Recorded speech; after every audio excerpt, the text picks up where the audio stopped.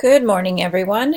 My name is Melissa Strathman, and this is my presentation on our tort liability module. First off, as everyone has learned through our studies for this module, a tort, as defined by Black's Law Dictionary, simply means a civil wrong for which a remedy may be obtained, usually in the form of damages. What our readings showed us is that tort liability is based on the idea that individuals are liable for their consequences of their behaviors, and teachers are also liable for acts that may cause injury to students while those students are under teacher care. Intentional torts are offenses committed by an individual who intends to do harm to another person or understands that their actions may indeed cause harm. And there are two types of torts that were defined in our readings: battery and assault. And battery, as we learned, is intentional, harmful, or offensive touching. And assault is just an overt attempt to physically injure a person or to instill enough fear that the person believes they could be injured. So there definitely is a difference between assault and battery. Another type of tort from our reading was negligence. And negligence is just defined as a failure to exercise an appropriate standard of care. And in the cases that I looked at for negligence for this assignment, that negligence is determined based on whether the action by the individual in question was similar to what a reasonably prudent person would do in the same type of situation. So in negligence, you have to have that comparison to a standard of what another individual may have done in the same situation. The cases that I looked at for our module, my first one was Mitchell versus the Cedar Rapids Community School District, and this was a fairly recent case which was decided in June of 2013. And in this case, what happened is a special education student had permission to go home with another student after school had concluded. So parent permission had been given. Teachers were aware of that arrangement. The complication, though, happened when those two students, the special education student and the peer, left school grounds early. And in this case, the special education teacher described what she typically would do if a student was absent from her classroom, which was more than what a typical general education teacher would do. So a gen ed teacher may insert that information into PowerSchool, report electronically that the child was absent. The special education teacher outlined several other steps she would do in addition to that when students were not present for her class. The problem was, in this situation, she did not do those things. She didn't place a call to the attendance office. She didn't ask other students if they knew where the student in question was, and she didn't talk to personnel about why the student may be gone. So basically, she didn't do anything to follow up. And I think the issue too is this is a special education student whose maybe decision making may not be the same as a typical peer, and so that is definitely problematic. It's problematic whenever any student goes missing from the school day, but I think it's a different level of a problem when it's a special education student. So I think when I processed what we would do in this case and what the ramifications in our school would be, I think an immediate reactive measure is there's going to be disciplinary procedure for leaving school grounds. That's in our McPherson High School policy. If students are leave school grounds during the school day, that's unexcused. There's a consequence for that behavior.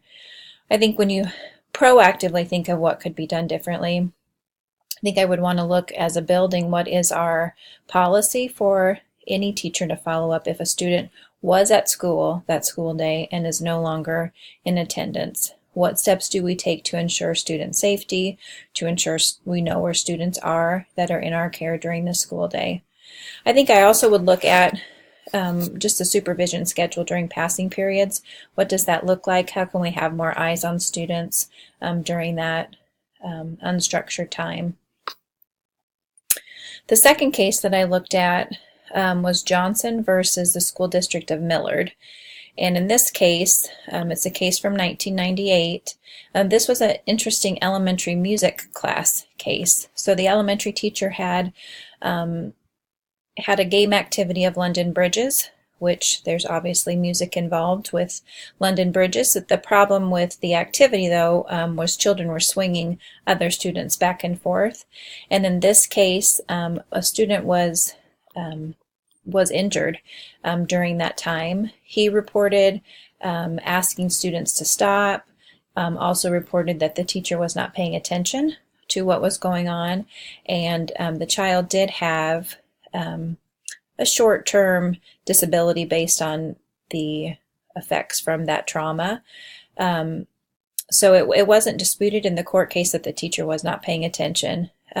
She said she was writing on the chalkboard and so did not have eyes on what the students were doing. It was also, again, the first time the students were learning to play that London Bridges game, so probably had not had enough practice or guidance of what was safe practice for doing that game and that music class activity. So definitely, a liability type of situation. So I think when you look at what would be immediate reactive measures, as a building leader, I would have a strong conversation with that teacher. So moving forward, we could eliminate those situations from happening again. Also, we're going to need to make an injury report and discuss that with the parents as an immediate reaction to see where the school needs to support that process. I think proactively, I would just have a conversation with all staff at a staff meeting just about the importance of supervision, both in the classroom and on the playground, in the lunchroom, and just remind people of being intentional, keeping watchful eyes on students, so we can try to eliminate or at least reduce the likelihood a situation like that might occur again. I also would have some conversations, I think, with parents.